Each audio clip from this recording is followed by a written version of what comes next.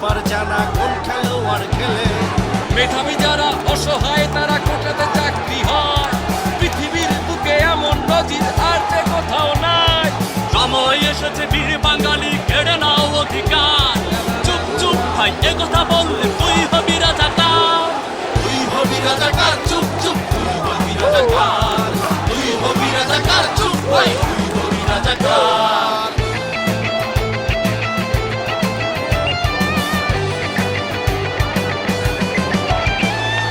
অনিয়মগুলো সয়ে সয়ে দেখি অনুভূতি গেছে মরে, মিথ্যাবাদীরা টিকে আছে সব গলাবাজিরই জোরে। ওকে, সবাই শান্তি আসলো, সবাই ভালো থাকবেন, আল্লাহ হাফেজ।